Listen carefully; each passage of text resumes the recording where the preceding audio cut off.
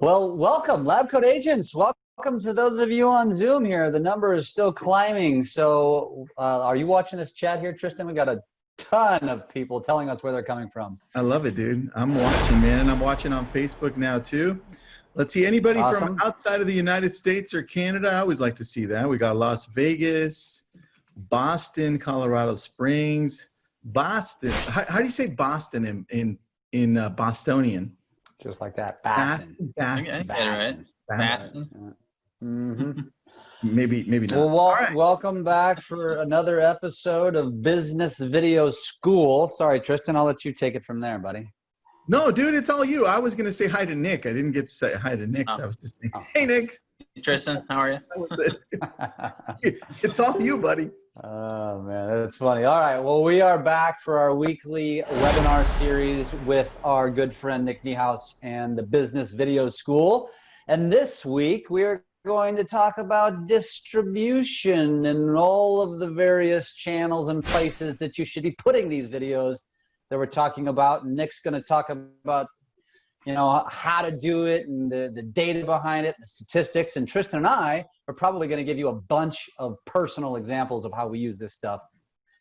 So Nick, with that. Yeah, love it. All right, cool. Let me fire up my slides.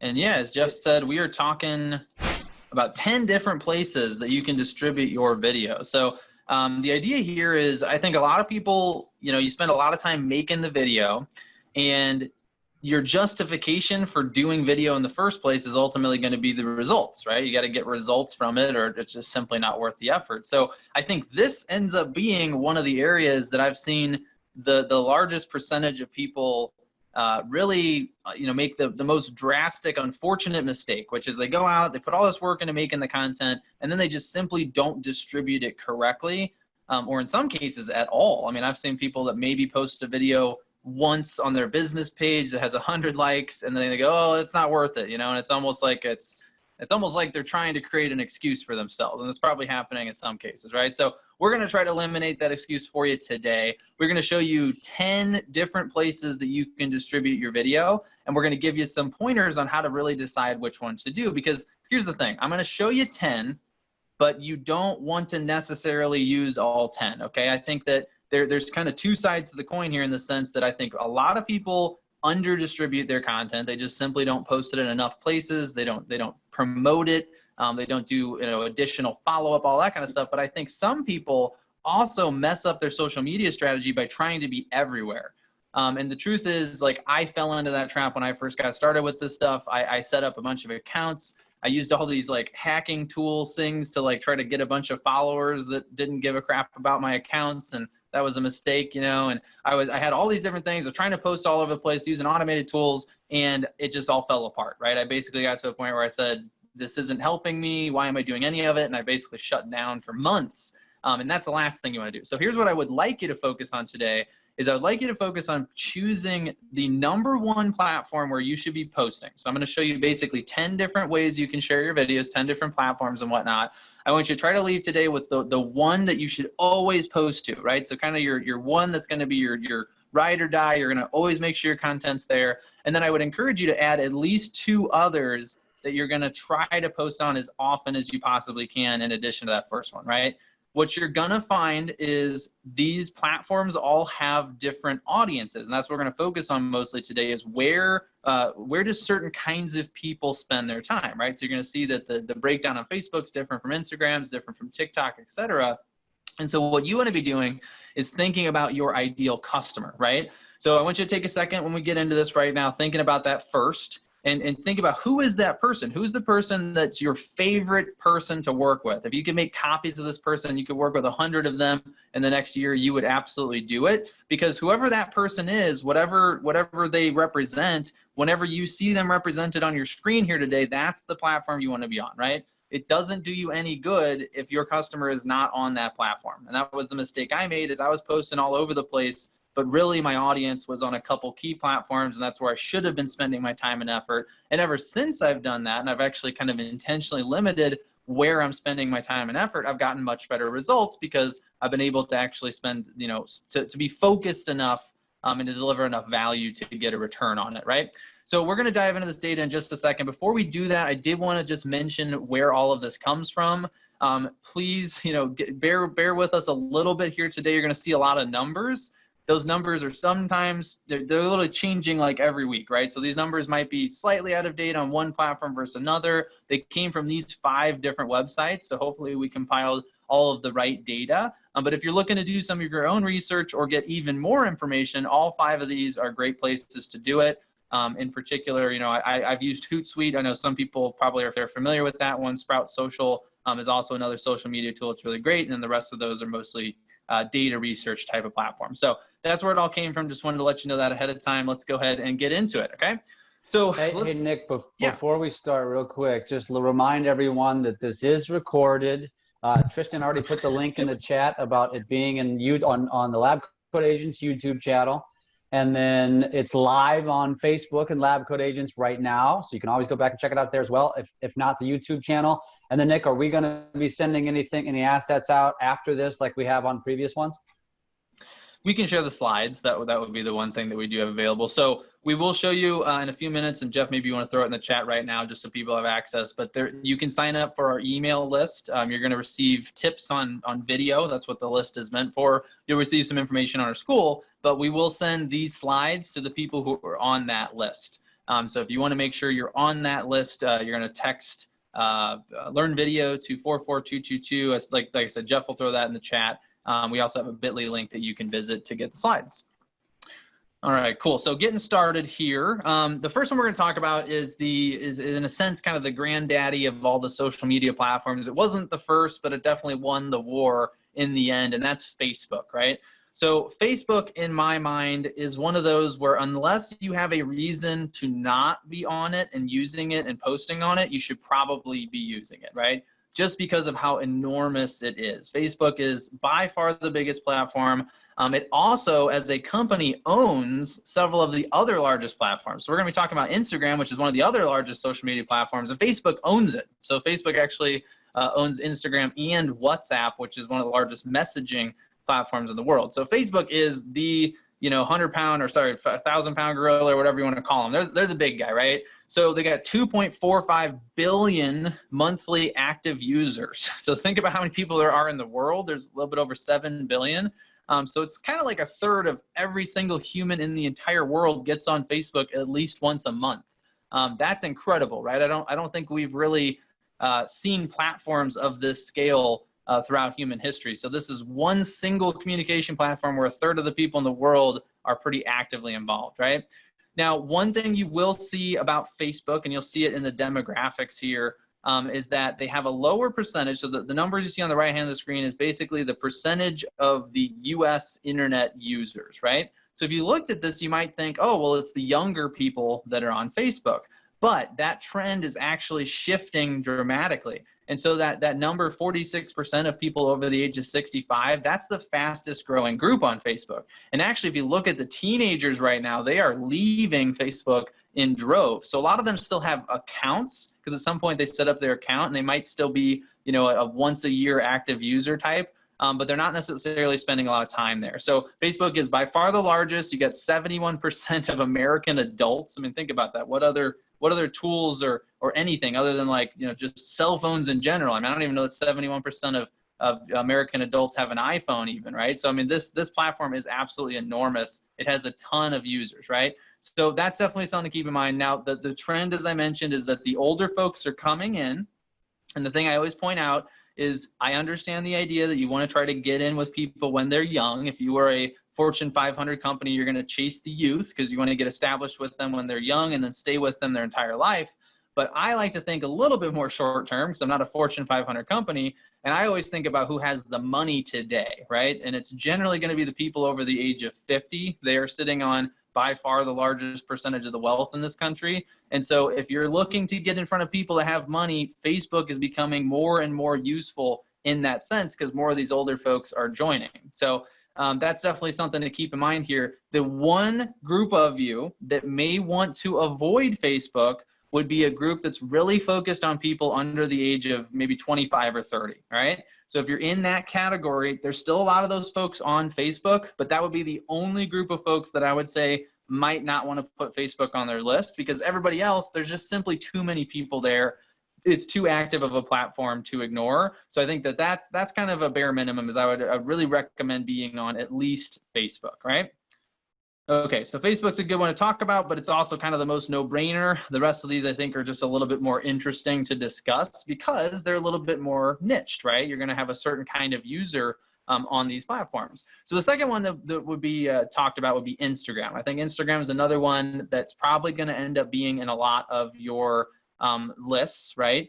They have 37% of American adults. So again, nowhere near Facebook, but about half of what Facebook has. So it's definitely nothing to laugh at. They've got quite a big share. And this is where the youth comes into play, right? Not a lot of grandparents on Instagram yet. Doesn't mean they won't be. I think every single one of these platforms is going to age up over time.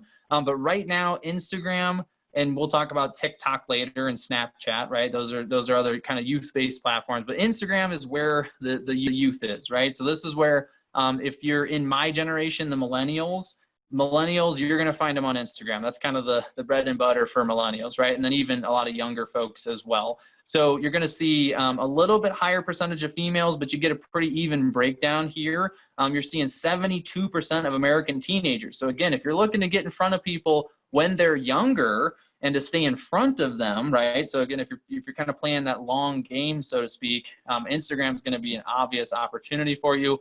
One thing I like about Instagram is it's relatively simple.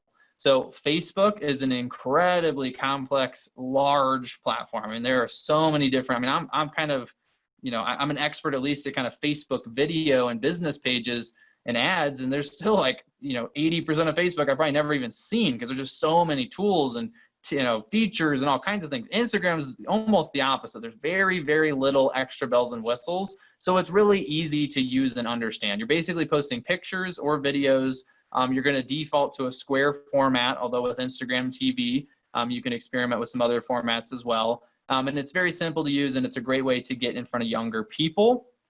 Obviously, if you're looking for older folks, you can see that those numbers are much smaller on Instagram. They will eventually get there, though. So Facebook's where you want to go for them at this point, but Instagram might factor into that conversation a few years from now.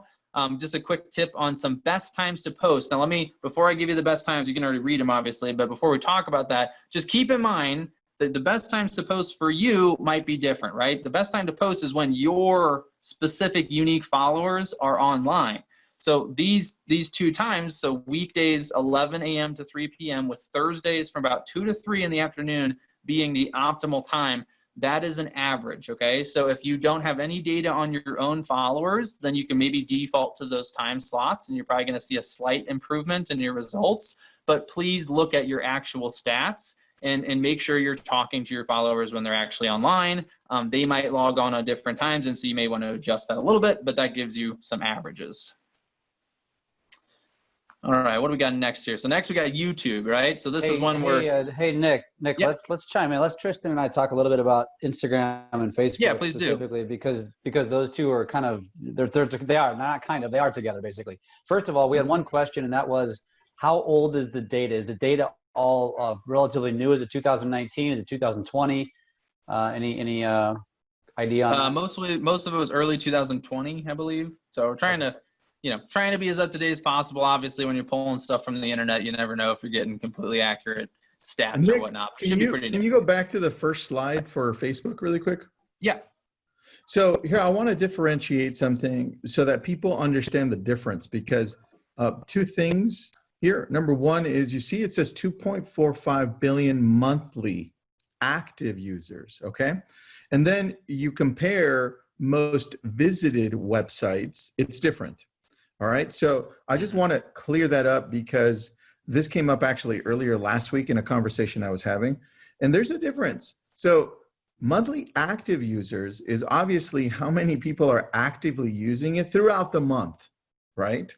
So it could be like, hey, I logged in once in this whole month into Facebook, right? And then they're going to count that as one. That's still a massive amount of people in comparison to most visited websites. You just have to go and visit it, right? It's not any active user. It's not like I subscribe to it or I have an account. And so when you Google the most visited websites in the world, it's going to be Google as number one and YouTube as number two. And Facebook's number three, sometimes number four. So I just wanted to differentiate that so people understand the difference. Because when people Google it, the first thing they're going to Google is, well, what's the most visited website in the world, right? And then that's what'll pop up. So with that, yeah, this is massive, dude. Facebook and Instagram own the waves, and so does YouTube. And I love seeing the demographics, because as we get deeper into this, we'll understand the power of YouTube with Google as well. So you want to chime in on that, Jeff? Just in regards to Facebook and Instagram? Well, a couple of things I wanted to answer a couple of questions. So one, Tiffany asked about converting to Instagram business, which is considered Instagram. It's called professional. And yes, we do recommend that because first of all, Instagram and Facebook are connected. So anything that you post to one of the platforms, you can connect your Facebook or your Instagram to each other. And therefore, you're killing two birds with one stone. So anytime you can just click a little button, and every time you post to one, it automatically posts back to the other.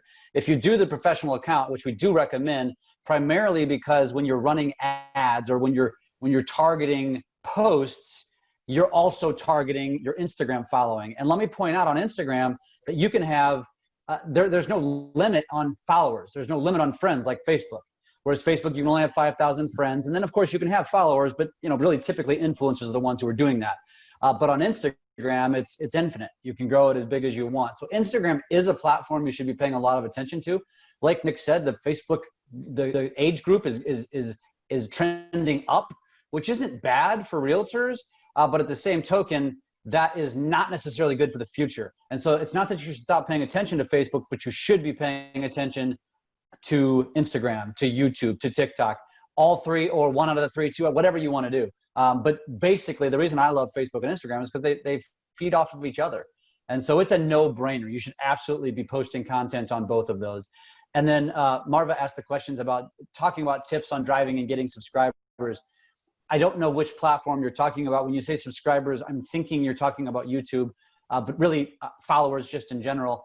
That's not what this webinar is about, but generally speaking, Marva, just consistent content and authentic content. Like try to stay away from all business and try to focus on putting out content that your audience is going to engage with, because like all of the platforms, the way they work is the more engagement you get, the more the algorithm sees that, and the more that they're going to show you, they're going to put you in your audience's feed. The more you're in your feed, the more they're seeing, the more they're remembering you. And that's the very general name of the game. And I don't know if we'll go much deeper on that unless you've got anything to add, Marva, Tristan. And Tristan just added a link. Yeah, I added a link to an Instagram video I did on showing you exactly how to grow, how both Jeff and I have grown our users in Instagram. So take a look at that one. It's there. It's very detailed, and we show you exactly what we do. It also shows me copying one of Jeff's posts. It's beautiful.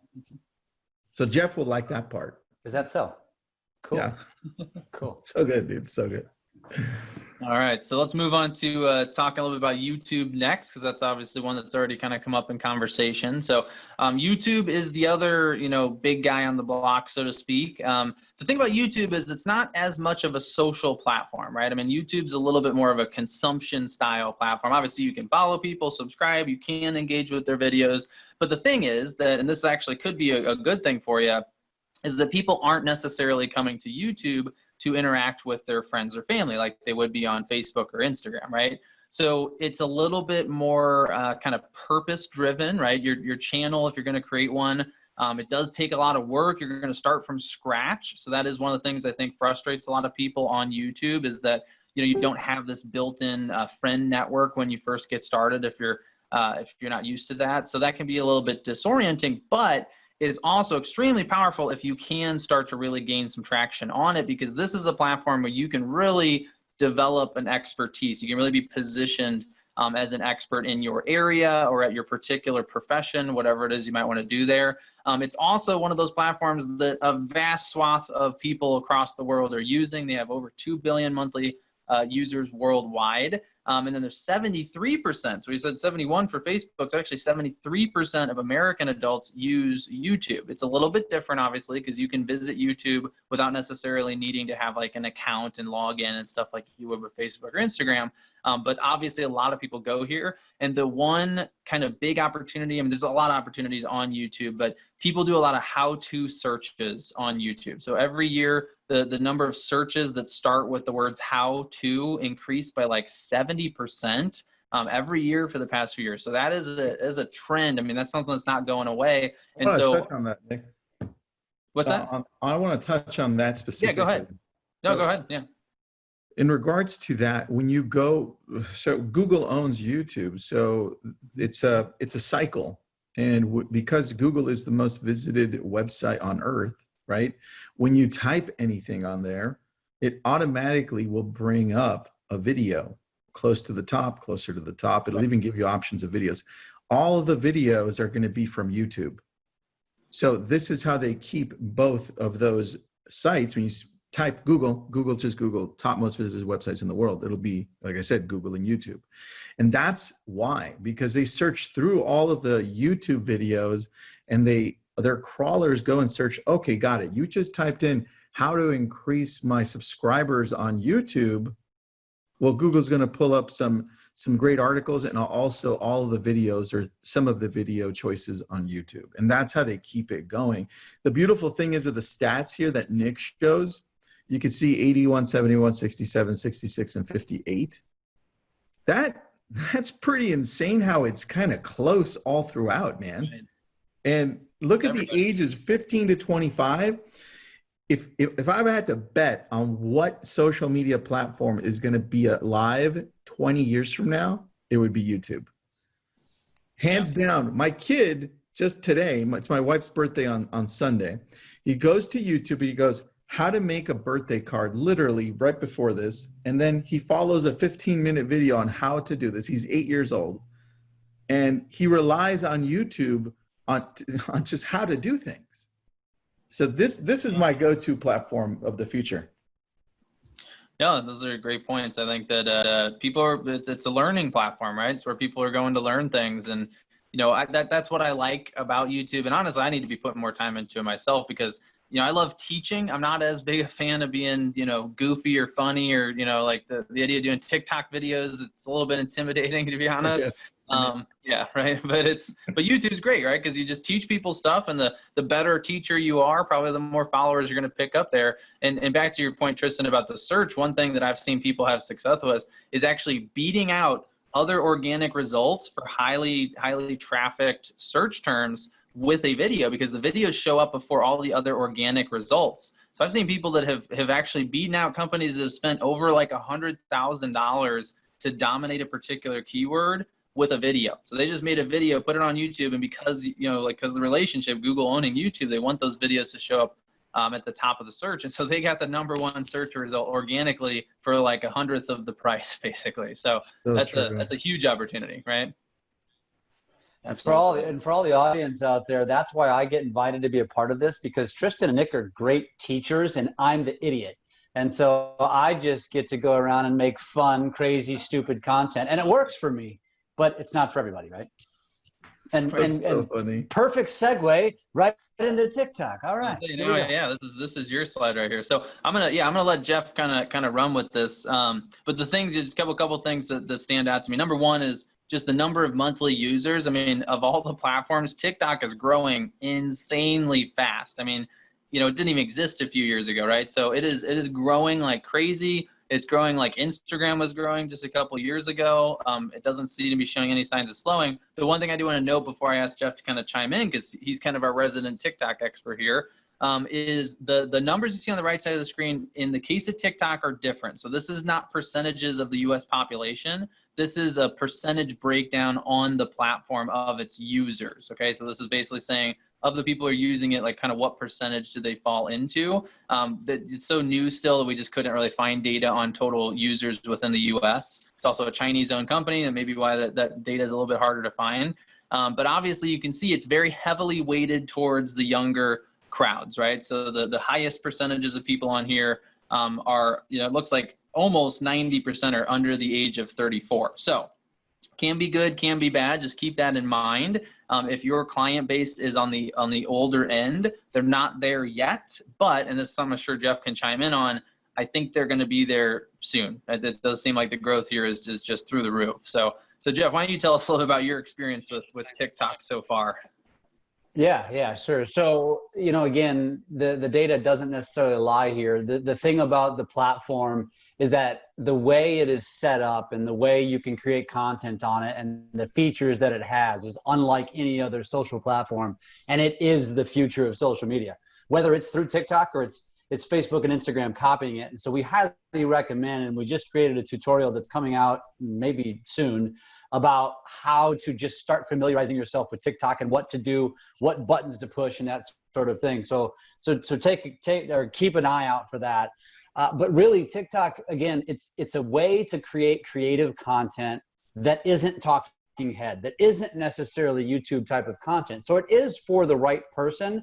However, even though the data says here that it's a younger audience, maybe not a home buying audience right now, what I'm finding, and those that are in the same boat as me that are finding that the use for TikTok is we're creating the content, because it takes, like, once you get good at it, it takes less than 30 seconds to create entertaining content and relevant content to your business if you have that creative personality.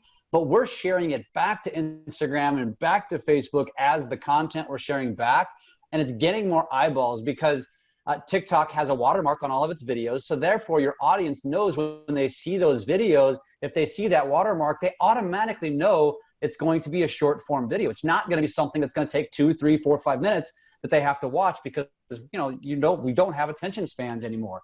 We have attention spans of a gnat. And so creating that kind of content and understanding how to use it to create teaser content or branding content or entertaining content, that's the name of the game, which is to gain more eyeballs. And that's how I'm using it to effectively grow my audience. So somebody asked earlier, how do you add subscribers? How do you grow followers? Well, that's one way I'm doing it. I'm using TikTok to do that.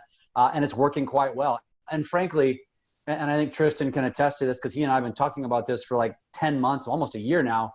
Early adopters are the ones who will cash in the most. They're the ones who will reap the biggest reward. Most humans, most Americans take a minute to adopt, and this will be no different. But for those of you on this call that look at yourself as an early adopter, somebody who likes to take a chance, somebody who wants to be on the forefront, get into TikTok because it's coming. It's already here, but it's going to be coming in a big way in the next couple of years, and I think Tristan would agree on that.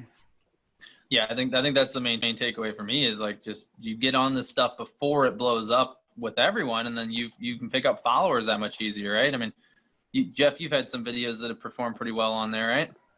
Oh yeah. I mean, that's the thing. The virality of the platform right now is in infancy. So in other words, you can have 10 followers and have a video go viral, like literally get 1 million views. That's not possible on any other platform. And that's what makes TikTok so intriguing right now. And that's the importance of getting in on these platforms when they're young, because you can have just a few followers and go viral. That's not possible on any of the other platforms anymore because they will shift. TikTok will shift as well. It's just the evolution of social media and these platforms. As they grow and they get big, they start to monetize, and it starts to become more of a business platform, which is exactly what's happened to Facebook, which is what's happening to YouTube, which is what's going to happen to Instagram. It's starting, and it's going to happen to TikTok as well. And so getting in young is important. But again, figure out what you are and what you want to be. Like Nick said, he's never going to be like Jeff. And Jeff's never going to be like Nick. That's also probably why we have a good synergy together, because Nick's really good at teaching and he's really good at what he does. And I'm really good at being goofy. And I use that to grab eyeballs. And I use that, I use that because people get to know and like me without really knowing me. And that attracts them to my business and my brand. Let me show people some examples of quick TikToks. So people, because I had two people ask. So I'm going to unshare your screen really quick, Nick, just so that I can share my phone screen. Give me a sec. It's going to be about 20 seconds because it just has to reinstall one of the plugins. All right, here we go. Yeah. All right, tell me when you guys can see my screen because it takes a little bit. Can we see it? Yep. Can. All right, cool. So here are some examples. Here's one I just did in regards to listings. So people are always wondering, what the hell do you do with listings? Here's one I did That was easy. Let me show you what you're missing. Paradise. So then there's this one.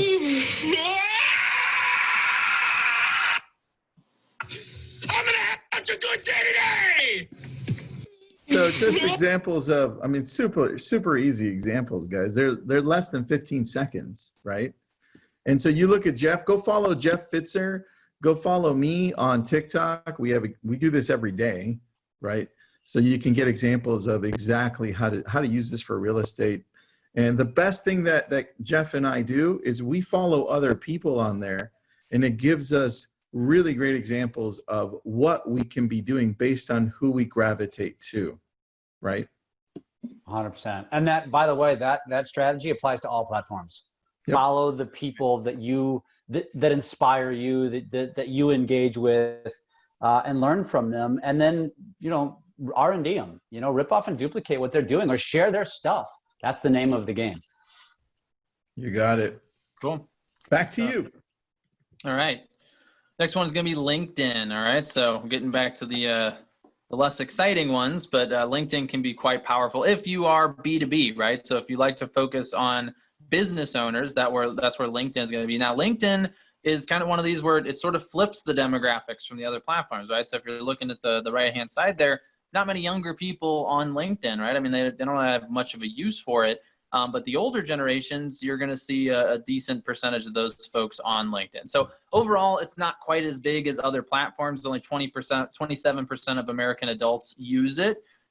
It is owned by Microsoft at this point. A lot of people don't know that, but Microsoft acquired LinkedIn a few years back. And when that happened, it did actually shift the way the platform worked a little bit. So it became much more of a social network. There's a focus on the news feed, just like you would see on Facebook. So honestly, the functionality is very similar to Facebook in terms of how you use it, but it is business centric. So you're going to want to make sure that you're focused on, business topics. This is where it's probably a little bit more, it's more acceptable to be talking about business more often. If you're on more traditional social media platforms, you're going to want to have a blend. Probably focus on more personal type stuff because you're really building relationships. But on LinkedIn, that's what's cool is that if you're more comfortable just talking about business, like that's welcome here, right? And there's actually quite a segment of people that will get mad at you if you post things that are a little bit too more personal focused, right? Because they come to LinkedIn for the business stuff. Now, one of the things that stands out to me about LinkedIn is that 45% of LinkedIn users are upper management. And we don't think I have a stat on here, but the average net worth of a LinkedIn user is like double what it is on other social media platforms. So these people have money, right? So if you're looking for a place you can go that's got a bunch of users that all are on the higher end of the wealth scale, LinkedIn is that place, right? So not everybody is. I've found that LinkedIn isn't quite as active as other platforms. It's not something like Facebook where people are checking it several times a day. But it is an opportunity, and they recently, it wasn't too long ago that they started allowing video for the first time. I think it's only been like a couple years. So there still isn't nearly as much video content on LinkedIn as you see on other platforms, which again is another opportunity to create some content and get it out there. So again, if you're more B2B, if you're looking for people that are a little bit higher on the age scale, a little bit higher on the income scale, LinkedIn's going to be a great option for you. I love LinkedIn, man. There's a lot less hate, a lot less trolling on there. So a lot more professionals. And definitely it's a place to recruit other agents and find and reverse prospect to find the right people that are able to purchase homes. So we use LinkedIn all day. And Jeff knows about it too, because we use the same person for this. Yeah, I mean, I recommend, targeting on LinkedIn is not restricted. So it's unlike Facebook that's become very restricted. It's pretty wide open. And if you think about LinkedIn, it's very professional. And so, if you live in a certain city that has some big industry, you can run targeted ads to the, all of the employees of a certain corporation and really run a special to them or something to just drive action, drive activity, drive engagement. And it's useful. I mean, LinkedIn is very, very powerful. It's very underrated. And I use it. I share most of my content there. I don't share almost any authentic personal content, not much anyway, but anything that has anything business related, video related, inspirational, entrepreneurial, I share all that to LinkedIn because it's the same concept. I'm still wanting to grow my brand, and there's different people seeing me on different platforms. So that's why I share 5 different platforms. That's my strategy. That's it. And then guys, there's a number here if you want some updates on videos, updates on everything that we're doing, and you want to stay up to date, just do me a favor, text that phrase right there. Do not put your name, do not put a signature, just that phrase alone to 44222, and you'll be updated all the time. Or just visit that link right there at the bottom. You could just copy paste that. And then I'm pretty sure Jeff or Nick or myself will throw that into the chat as well. I also put the link to the YouTube channel because this is recorded. So I know this keeps on getting asked, but it is recorded. Just a reminder. Good reminder. We should put a slide in about that probably. Dude, right after this one, there should be a slide that says this is recorded, and Tristan's about to put a link there. Can you do me a favor? Are we going to talk about how often we should be posting to these really quick? Yeah, or no? you know what? I will say something about that because I saw that question and I commented. This is my personal opinion on social media in general. It's the most non-invasive, medium that exists. In other words, if you call somebody and you annoy them, they put you on a do not call list. If you text somebody, they can opt out. If you email someone, they can opt out. But on social media, like, people choose to go there, right? You're not annoying them. They chose to open the Facebook app. They chose to open Instagram. They chose to open YouTube, right? And so if they don't want to watch your stuff or they don't want to engage your stuff, they scroll right by it. In other words, what I'm going at with that is post more often. That's what the algorithm wants. The platform wants it. All the platforms want it. The more you post, the more they're going to favor you. And so you cannot annoy people, generally speaking. Now, again, depending on the type of content, if your content is only business content, you're going to notice you get very little engagement because that annoys people. But they're not going to necessarily unfollow you. They're just going to stop engaging with you, which means you're going to stop showing up on their feed. So again, back to what I said earlier, the point is creating engaging content, authentic content. People want to kind of have a piece of your life on most of these platforms, right? YouTube, for example, the most popular thing to do on YouTube in general is vlogging, right? Is sharing your life. That's what people do.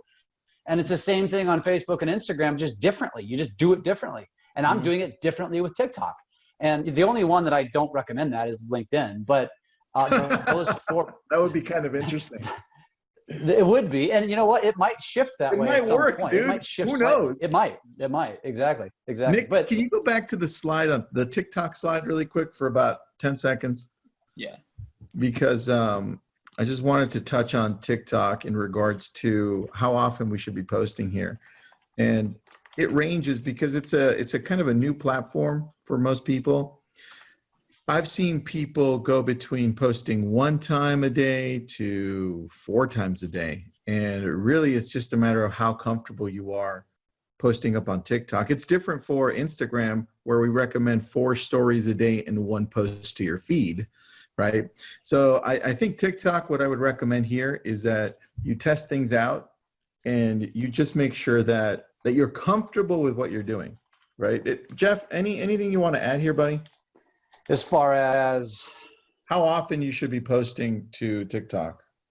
TikTok's the same as the other ones. Honestly, it's like a fire hose, to be honest with you. I don't do it as much as I would like. I go through spurts, I'll do 4, 5, 6 in a day and then not do anything for a week. It's just a kind of a matter of inspiration striking, obviously having time. But it's so easy to create. And I noticed, Tristan, on yours, you had 5 drafts. So you've learned how to use the TikTok app to where like you can create a TikTok over the course of multiple days. And so you can take a clip one day and then take another clip the next day and just keep putting it in your drafts. And I'm not going to get deep on that because that's a whole nother conversation, a whole nother webinar. Yep. But again, once you learn, TikTok can be very overwhelming for so many people for so many reasons. One, it's not easy to use.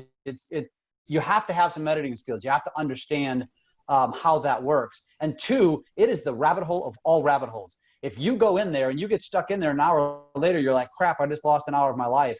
I tell people, I'm like, listen, that's on you. You've got to learn how not to let that happen and how to use these platforms to find content so you can create your own content. That's exactly how I use them.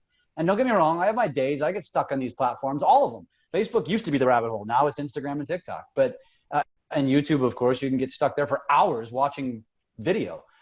So it's kind of on you to figure out how to use these things for business and not let them be rabbit holes and not let them be distractions, but rather use them as places to really grow your brand and let your audience know who you are. Yeah, just covering these topics, these platforms sometimes feels like recommending drugs to people because, you get on there and you can get stuck, right? That's so true, dude. Well, that's a very true statement. That's great. Right. So we do have a few more to cover. Fortunately, they're not nearly as in depth as the major social platforms. I do want to mention, since we often run out of time to mention this at the end, that we do have a few seats left in Business Video School, a class that started today. So if you're one of the folks that feels like you could use some help, if you're feeling like, it's a little bit overwhelming, I could use some guidance, or, if you've been wanting to start making videos and using them in your business and you just haven't, we have a really awesome program for you where we're going to basically work you through the process from the very beginning. Our school has multiple courses. We recommend most people start in our beginner class. Like I said, we have a beginner class that started this morning. We have a recording of the first training. So if you are looking to get in, I would definitely recommend looking into it right now. But the way it works, and I'll talk more about this at the end. If you do have more questions, you can hang around till then. But just to mention it really briefly here, it's $97 a month. Basically you get access to everything that's a part of the school for that price. The first course, the beginner course, is 6 weeks long. And then as soon as you finish that, you can enroll in further courses. You can come in and take our one-off workshops where we do a 1.5 hour workshop on editing on your phone, editing on a computer. We show you different styles of videos that you can crank out, all that kind of stuff, right? So if you want to learn more, like I said, I don't want to take too much out of the webinar time, but just go to bizvideoschool.com. We do have a few seats left in the class that started today. So if you do want to go ahead and sign up today, you would have to do it today because really after today, we can't keep letting people into that class. I would go ahead and get registered right away, and you'll get an email to join that group where you'll find the recording of the first training, and then the second training will come out again next Thursday. So if you do want to learn more about it, go check it out at bizvideoschool.com. I do want to get back into the content here. So that's a quote from one of our students. So I'll show that at the end if we have. Really quick, Nick, on that. Are we going to learn in the classes here? Are we going to learn besides video? Where we should be posting, how often, and creating content? Is that part of it too? Mm-hmm. Yeah, I mean, we're still developing more courses, so it's not like every single aspect of this is already available. But yes, we're teaching strategy here. So this is not just how to make a video; it's where to post and how to identify your audience and who you should be trying to attract and how to speak to that particular group to attract them, right? And actually, one of the classes, an entire class that we teach is on creating your content schedule. Making sure you know exactly when you're posting and where you're posting and what it is you're creating. In a lot of ways, we argue that marketing is eating sales. Marketing is becoming more and more important and sales is becoming less because you just don't have to do it as much if you do a good job marketing. And so it's not just about marketing in the school, but we're basically teaching full-on strategy here. So if you're looking to make this transition, make the shift to really starting to use more video in your business, you should definitely at least check it out. You don't have to jump in today to get into that class, but if you do want to be a part of that class, it's going to be a couple weeks before the next one starts. We'd recommend checking it out. So, all right, let's talk about Snapchat for a couple seconds here. Snapchat is another one of these. Honestly, I think a couple years ago, we were all kind of expecting Snapchat to be what TikTok has become today, and it'll become kind of the next big thing, at least among the younger generations. And it kind of has. I mean, Snapchat has a ton of traction amongst people under the age of maybe 35 or so. So again, millennials, a lot of millennials on Snapchat, but it really didn't take off amongst the overall population quite the same way I thought it would. So I wouldn't be surprised if TikTok has as much bigger user numbers in the US amongst adults than Snapchat does already, if not already within 6 months to a year. So you get 24% of American adults on Snapchat. Snapchat's biggest claim to fame, in my opinion, is the stories format. They got very quickly ripped off by Instagram and then Facebook, and now it seems like everybody has stories built into their platforms, but that was their innovation. TikTok is stories on steroids. Well, it is, right? Yeah. I mean, like that was their innovation, but they didn't get much out of it. They got a couple months of good user growth, and then everybody ripped them off, right? That's kind of how social media works nowadays, right? All the time. Well, dude, Facebook's trying to come up with their own TikTok. What, a year and a half ago? A year and a half ago, they came up with something called Lasso, and so they've been pushing it a lot. And so I've tested it out. It's okay. I mean, it's exactly like TikTok. There's no differentiation. So they're just trying to see if they can get their user base to switch over to Lasso, but it hasn't worked for a year and a half. Yeah, it seems like TikTok's got it figured out there. I think Facebook's going to be having trouble competing with them in the next few years. Because I think that's what happens. Like people they develop kind of a sense of how a platform works or what it's for, and I don't think people see Facebook for that purpose, right? So we'll see what happens. But that's an interesting battle over the next couple of years. Right. Main thing with Snapchat I would think about is you're looking for young people, and it's ephemeral, right? So it basically the posts that you put up on there, they pretty much all disappear, right? That's how stories work, but Snapchat was built on that principle. So it is one where you got to kind of stay pretty active. You got to be posting on a regular basis, and it's very kind of youth heavy. Personally, I'm not a big fan of it for marketing purposes, but that doesn't mean it can't work for you and your business. It's just not right for us because we work with real estate agents, and there's not many of them on Snapchat. They don't use it very often, right? But if you're going for a younger audience, that would definitely be a place to check out. Let's talk about Twitter, the president's favorite social media platform, right? So right. Twitter is one of those that, you either love it or you hate it from my experience. So I have a lot of people ask about, hey, should I get on Twitter? And I say, well, if you're not on Twitter now, probably not, because it's one of those where you pretty much have power users, and that seems to be it, right? I mean, it's a very active platform. The people that are active on it are using it. They're posting all the time. Like I said, obviously the president, that's his main mouthpiece. He posts most of the stuff he shares seems to come out of Twitter. So I definitely see a lot of people really, really liking it and using it a lot. But personally, I don't use it that much, right? It does skew a little bit younger, but it is fairly distributed. You got 22% of American adults. There's a typo there. It says YouTube. It should say Twitter. Sorry about that. But obviously we're talking about Twitter. So 22% of adults use Twitter. So it's not, huge, but that's a decent chunk of the population. And it's very news heavy, right? So it's a lot of customer service and a lot of news. It's a place where it's very easy to interact with businesses. So that would be kind of a power note, is if you're ever having a customer service problem with a company, you should tweet at them because they tend to listen. So you can get a good response from businesses by using Twitter. That's definitely something you can do. And the news, right? So if you're the kind of person that stays active on the news and you like to keep up to date on what's going on, you can consume that. Twitter's going to be where you find out about a lot of things before they show up on other platforms. But it's also an opportunity to share that kind of content. So if you like to kind of break news and you're always reading the latest articles and stuff, maybe Twitter would be a good place for you because you can do that distribution. I'm just going to take advantage of this situation and ask people to follow me on Twitter because I only have 19 followers. There you go. So you're not a power user, huh? Dude, I lost my original Twitter because I was with Century 21 years ago, and I started my Twitter account in 2009, and then it asked me to reset it, and then I didn't realize that I had tied my account to my Century 21 email years ago, so I couldn't bring it back. I was like, oh man. Yeah. So follow me on Twitter. Let's get Tristan some followers here. Everybody go follow Tristan on Twitter. What's your handle on Twitter? It's a Tristan Almada 6, the number 6. I just put it up on the chat box. So cool, easy to know. Right.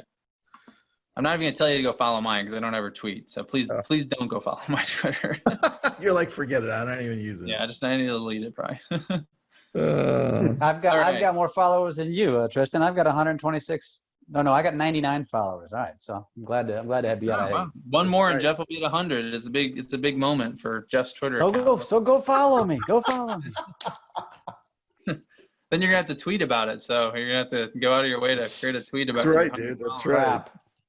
Crap. Okay, so to wrap things up, we just got a few minutes left here. We do want to talk about a couple ways to share personalized videos. So obviously everything we've talked about up until now is mostly one-to-many, right? So social media, stuff that you're kind of broadcasting.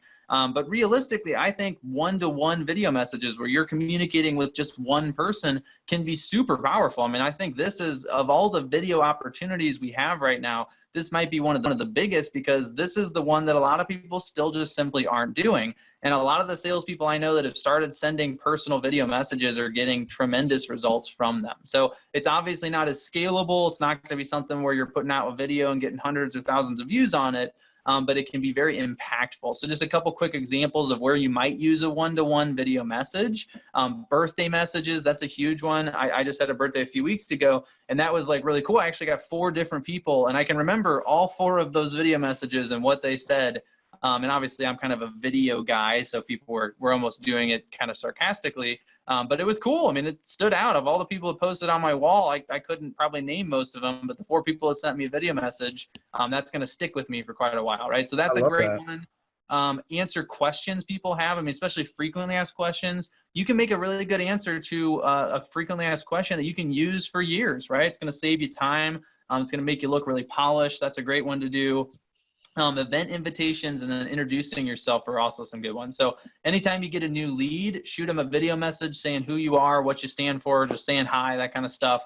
That's a great way to stand out from the crowd. And again, right now, these are things that make you look special. They make you look unique and different, and it makes it look like you're really trying something. In another 5 years, they're going to be expected, right? So you want to be an early adopter on this stuff to really reap the benefit from it. So a couple quick ways that you can share these videos. I'm just going to give you 3, right?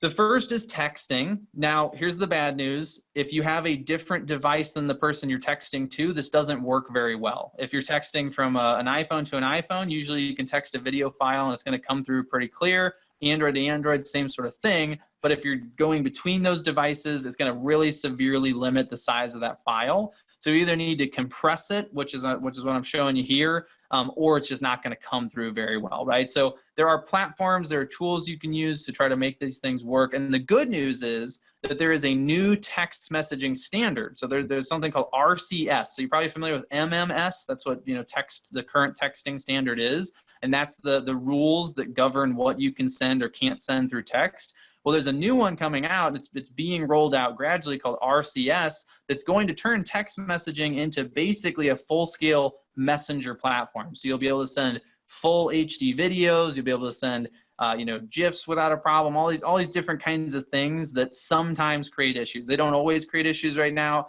because we're in this transition period. But once that's implemented by all the different carriers, you'll be able to send basically anything through texting that you can imagine. We're going to have cool chatbot features, all kinds of cool stuff, right? So I know a startup here in town that's working on that. It sounds like pretty exciting stuff coming down the pipeline. But right now, unfortunately, texting video is not always the best option. So I'm going to give you 2 that are better options. The first is messenger apps, right? There's a lot of different messenger apps, and they all pretty much allow you to do the same thing. I'm just showing you 2 right now. So Facebook and Instagram, the 2 that we probably use the most in our business. These are super easy to use. A lot of them, all you got to do is open up the app, decide who you're sending the message to, and then just hold that button down, right? So the button you see on the screen to make a video, you just hold it down, say your lines to the phone, and then you release it and you hit the send button, right? So super easy. One of the things I like about these platforms is not only can you upload a video, so if you have something pre-recorded, you can go ahead and throw it in there and just hit send, but you can record one, and then you can also do a lot of editing, right? So you can add stickers, you can add text, you can sometimes add links to them, all kinds of stuff to make them a little bit more interactive, a little bit more interesting, and then you can send them right on over to them. So Facebook, Instagram, those are both really powerful. And then if you're using the Facebook version, there's actually a separate app called Messenger. It's a completely separate app that you have to have in order to use it on your phone, but it is super sleek. It's very easy to use, so that's a good thing to have. And then the final thing we're going to talk about today, before we wrap up things here, is emailing your video. So this is, of all the 3, this is the one I probably use the most. Now, I use a tool called BombBomb. Jeff actually is kind of like friends with, I think both you guys know the BombBomb folks. So BombBomb is a great tool. Now, if you send a video directly through email, it's going to have to be small. So that's why you're going to want to use a third-party tool. Now, you can upload your video to YouTube. You can link to a video in Google Drive. You can do all those kinds of things. But the reason I use BombBomb is that it actually creates a preview of the video that shows up in the email. So when they open their email, the first 3 seconds of the video start playing automatically as a little clip, and they just kind of play over and over again. And it's much more engaging, right? It's much more clickable. It's the kind of thing where somebody sees it and they, oh, I'm going to click on it. And what's really cool is when you send a personalized message, you can even do something like writing their name on a whiteboard and holding it up and then kind of waving at the person. And so what happens when they open the email for 3 seconds, they see that first 3 seconds over and over and over again, and they go, oh, that's got my name on it. This must be a message just for me, right? So it's something that they know is personalized, and there's a lot higher chance they're going to actually click on it and watch it.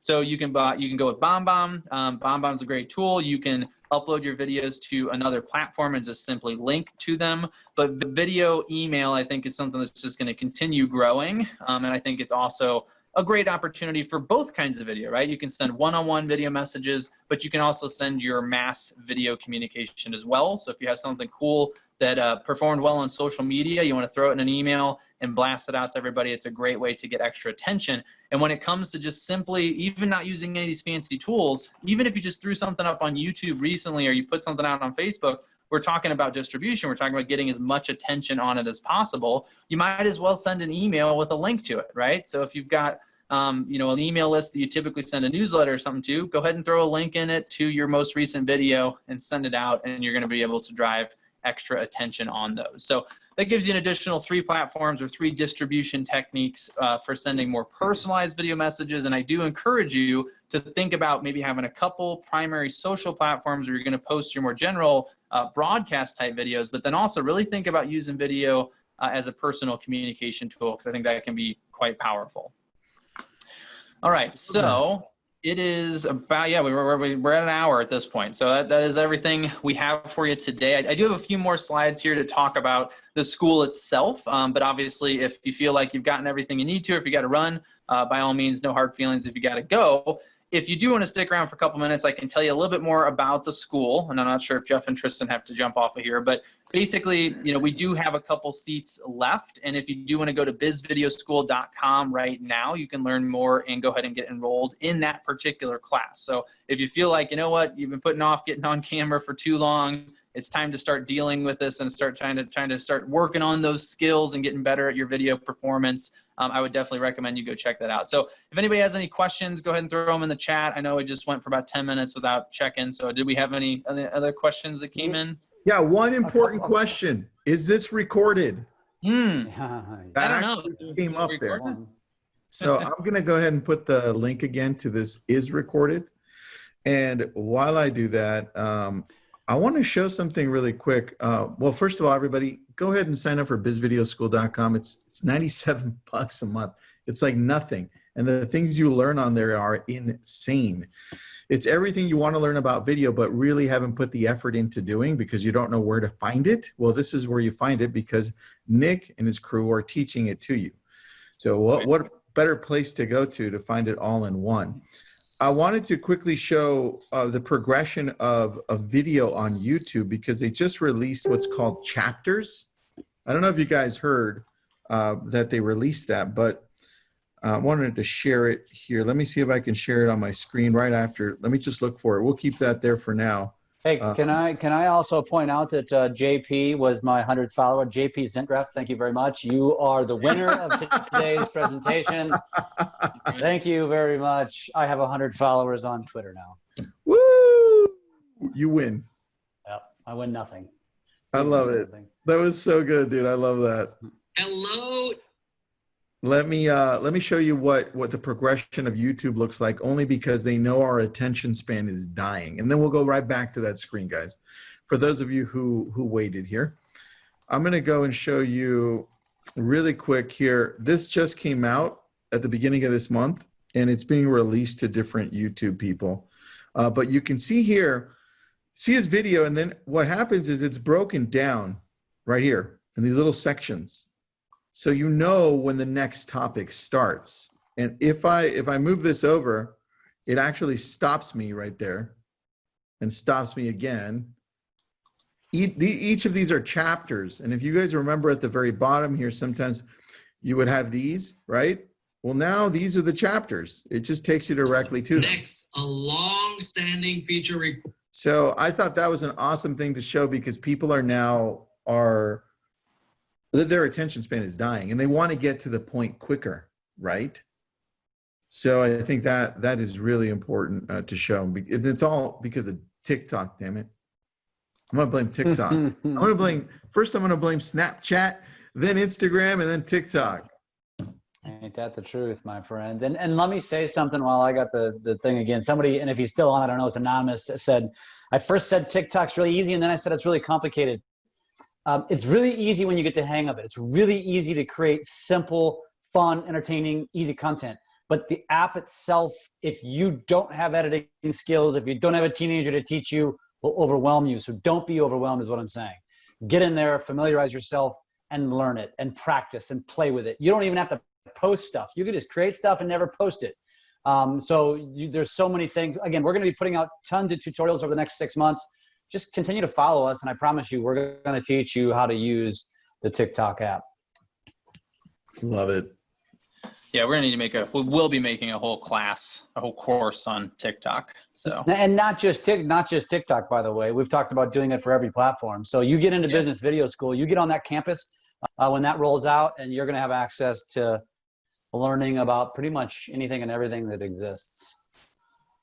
Absolutely. So yeah, just a quick recap on that. So, if you are, because we did see a couple questions about the sessions, we do have a session that started today. Not sure on the next start for that course. So if you do want to get into the beginner class, you're going to want to go ahead and just go get signed up. Go ahead and jump in. The recording from today's 1 hour, watch it, you're caught up, you're good to go. We can't keep that open much longer though, because obviously once we get to the second class, we'll be a little bit too far in. But basically the gist is it's 6 units total. We're covering all the basics of making video with just a phone. You're going to practice. You're going to do lots of exercises. There's a private Facebook group where you consume all the training, as well as where you post your homework and ask any questions you have. And literally that's just the tip of the iceberg. That's just the very beginning of the school. It gets you started, and then there's obviously going to be all kinds of additional courses and content and fun things to do. But basically, I have a couple more slides just in terms of quotes from people. I mean, these are all quotes literally from students that have been in the school the past month and a half. So these are people that are very close to being finished with those first 6 trainings, and this is just some of the things that they've had to say. They were willing to chime in and kind of give us a little bit of input on how things have gone so far for them. I think the big thing here is that we're holding people accountable. I think that's what it all comes down to, is if you're the kind of person that feels like, I need to learn some things, I need to be doing this, this is a step I want to take, we're going to make sure you do it, at least to the best of our ability. We can't force you, right? But we do assign homework projects. We do have Q&A sessions. Every single week there's a Q&A session you can jump on, ask any of your personalized questions. And if you got something that's completely custom to you, we'll put you in a breakout room and you can talk one-on-one with me or Jeff or Vanessa, one of our instructors will help you out. So there's a ton of support here. Our goal is to really help people get over this initial fear, get over their qualms and anything that might be holding them back with video, and just get started, right? So again, a couple more quotes, a few more people kind of giving their input on how things have gone so far. And again, just final reminder, if you do want to go check it out, you go to bizvideoschool.com. It's $97 a month. So if you wanted to take just that beginner course, it's 6 weeks. So you pay for 2 months, you take the 6-week course, and then you always have access to it. So even if you unenroll from the school, as long as you completed the course in terms of, paying for the 2 months, it's yours, right? You'll be able to continue to come back and access it at any point in time, right? So just that's what we got. Check it out at bizvideoschool.com. And if you have any last second questions, go ahead and throw them in the chat. But I think we're obviously a little bit over time here, so I want to make sure we get wrapped up. We don't keep anybody any longer than they need to. You know what I think we need to do is, I think we need to do this particular webinar and spend an hour just on each platform. Not all of them, but at least 5, probably Right. 6 of them with email and text and whatnot, because we could have talked about these for a long time. I could have gone on all of them for a whole day. Yeah, Right. yeah, no doubt. Awesome. Well, I've got nothing else. There's no other questions in the chat right. boxes. And as always, if you guys need us, if you guys have questions, we didn't answer them, send us a DM. We'll respond. So happy to help. Jeff, What were you going to say? Yes. I'm going to do a TikTok. Do you remember the Kevin Hart one where he says, "Oh, snap, I'm on TikTok now"? Yep, I do. Go on. Why don't you do the same one I did today? All right. The one you did today? No, that one. We're going to do that one together, separately, at the same time. Okay. We'll post it up on TikTok. See who's We'll is be like, funnier. it's just such a good one, dude. I got to go find the sound to it. But I'll send you the sound right now because I've been wanting to do that one. All right, cool. All right, Nick, you can join too if you're on TikTok. I need to. I know. I got to get on there. I got to do this Kevin Hart TikTok, I guess. You know what? I'm gonna send it to you. I'm gonna send it to all of you right now. All right. If you don't follow Kevin Hart on TikTok, it's pretty funny because he'll do that. I'm on TikTok. Is this how you do it, TikTok? And then he walks around the house and his kids are like, "You're an idiot. You don't know what you're doing. You're not doing it right." It's pretty funny. I must be doing it right because I'm on TikTok. All right, guys. Thanks. Man. And join Biz Video School, guys. All right. Yes, sir. See you guys. See you next week. See you, everybody.